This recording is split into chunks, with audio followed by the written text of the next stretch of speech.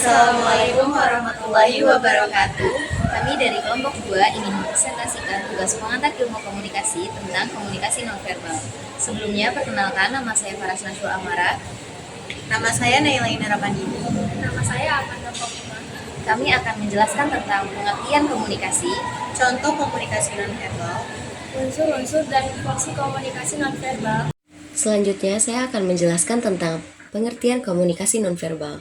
Menurut teori Daryanto dan Muljo, komunikasi nonverbal bisa dilihat dari berbagai hal yang mencakup postur, isyarat, mimik wajah, mata, dan sentuhan hingga cara berpakaian. Komunikasi nonverbal adalah semua aspek komunikasi yang bukan berupa kata-kata. Tidak hanya gerakan dan bahasa tubuh, tetapi juga bagaimana cara kita mengucapkan kata-kata, perubahan nada suara, volume, dan juga aksen. Dari beberapa aspek tersebut juga dapat mempengaruhi makna yang dihasilkan dari komunikasi yang berlangsung.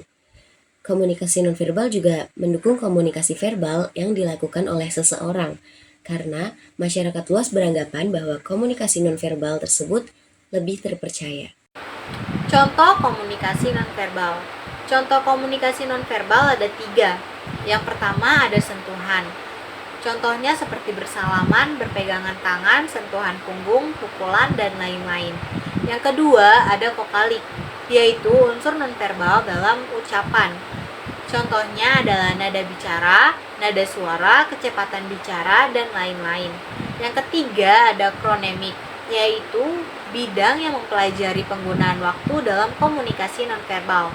Penggunaan waktu dalam komunikasi nonverbal ini meliputi waktu yang dianggap cocok bagi suatu aktivitas. Banyaknya aktivitas yang dianggap patut dilakukan dalam jangka waktu tertentu serta ketetapan waktu. Selanjutnya, study case komunikasi nonverbal. Pada guru SBLB, komunikasi nonverbal kebanyakan menggunakan isyarat tangan, gerakan kepala, ekspresi wajah, dan tatapan mata. Setiap guru saat menyampaikan materi pelajaran seringkali memakai bentuk bahasa tubuh tersebut, salah satunya dengan menganggukkan kepala yang berarti iya. Pada murid tunarungu di salah satu SDLB negeri, untuk bentuk bahasa tubuh antara kelas 1 dan 6 tidak ada perbedaan. Namun, jika dilihat dari proses komunikasi nonverbalnya, terlihat perbedaan yang sangat jelas. Pada kelas 1 tunarungu, proses komunikasinya sering terjadi miscommunication. Hal ini dikarenakan murid tunarungu kelas 1 belum bisa mengartikan bahasa tubuh yang dipakai oleh gurunya, sehingga muncul adanya kesalahan pemahaman dalam mengartikan bahasa tubuh. Apabila proses komunikasi nonverbal sering terjadi miscommunication, maka akan sulit untuk mendapatkan feedback. Beda halnya dengan kelas 6 yang jarang terjadi miscommunication. Hal ini dikarenakan murid tunarungu pada kelas 6 sudah bisa mengartikan bahasa tubuh yang digunakan oleh gurunya. Selain itu, mereka juga sudah bisa membaca gerak bibir. Jadi, kemungkinan terjadi miscommunication sangat kecil. Selanjutnya, study case komunikasi nonverbal. Pada guru SBLB, komunikasi nonverbal kebanyakan menggunakan isyarat tangan, gerakan kepala, ekspresi wajah, dan tatapan mata. Setiap guru saat menyampaikan materi pelajaran seringkali memakai bentuk bahasa tubuh tersebut, salah satunya dengan menganggukkan kepala yang berarti iya.